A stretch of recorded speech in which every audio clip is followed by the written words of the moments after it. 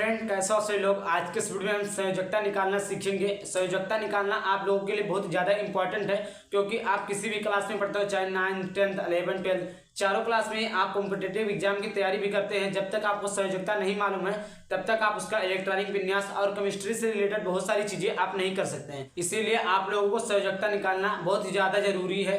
तो आज के इस वीडियो में हम उसी को बहुत ही ज़बरदस्त ट्रिक के साथ बहुत ही कम समय में बहुत ही आसान भाषा से समझाने वाले हैं, और आप चुटकियों में आंख बंद करके भी बता देंगे कि किस तत्व की संयोजकता कितनी है।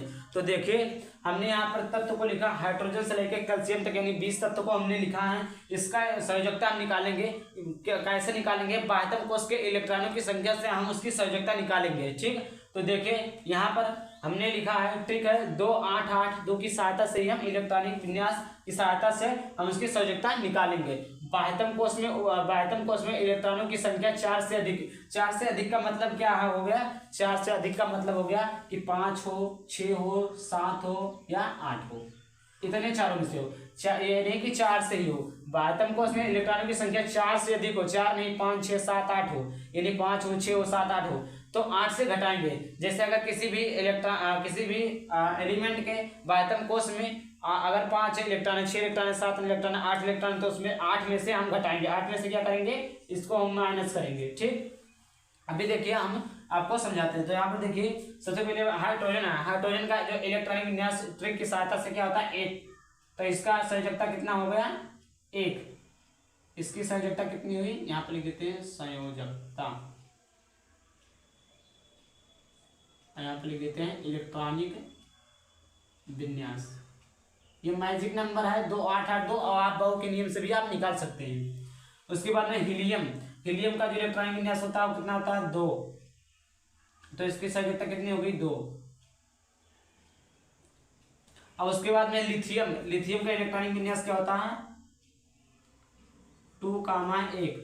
और इसका देखिए, इसके बाह्यतम कोश में इलेक्ट्रॉनों की संख्या कितनी है? 1। तो यही इसकी संयोजकता हो गई। यही इसकी क्या हो गई? संयोजकता। ये हमारा क्या है? संयोजकता। उसके बाद में देखिए बेरिलियम की। बेरिलियम की जो इलेक्ट्रॉनिक विन्यास होता है वो होता है 2, 2। तो इसकी जो संयोजकता होगी वो कितनी होगी? 2।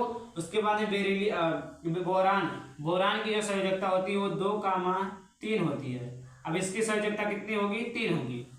उसके बाद में जो बाह्यतम कोश में इलेक्ट्रॉनों की संख्या रहेगी वही इसकी क्या संयोजकता है। अब देखिए, अभी आप बोलेंगे अगर बाह्यतम कोश में 6 आ जाए तो क्या 6 संयोजकता है उसकी? नहीं, उसको भी अभी बताते हैं। कार्बन का जो इलेक्ट्रॉनिक विन्यास होता है 2, 4 होता है। तो इसकी संयोजकता कितनी हो गई? 4 हो गई।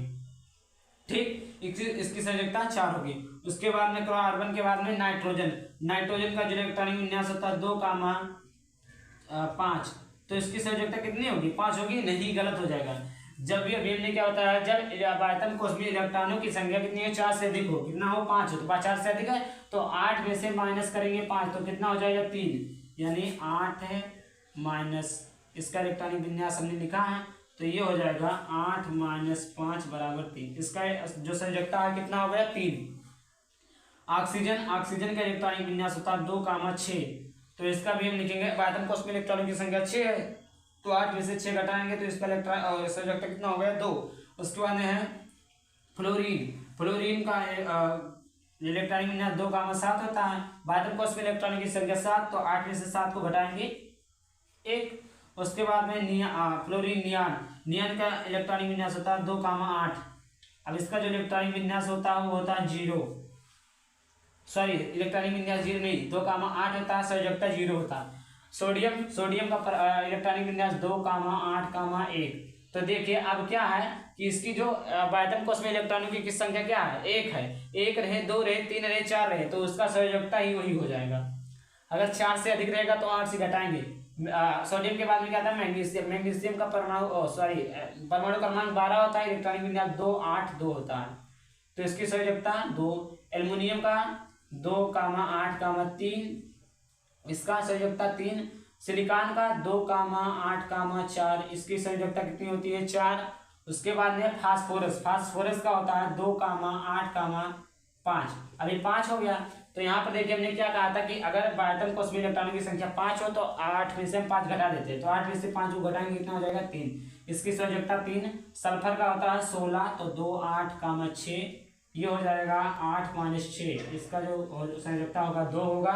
उसके बाद में क्लोरीन का 17, तो 2, 8, 7, इसका हो जाएगा 8, 7 = 1। आर्गन का होता है 2, 8, 8, इसका हो जाएगा 8 में से 8 घटाएंगे कितना हो जाएगा 0। अब इसका पोटेशियम का 19 होता है, तो 2, 8, 8, 1, तो इसका जो संयोजकता होगा 1, क्योंकि फिर से 1 आ गया, 4 तक वही लिखेंगे, 4 के बाद जैसे 5 आएगा 8 में से घटाते आएंगे।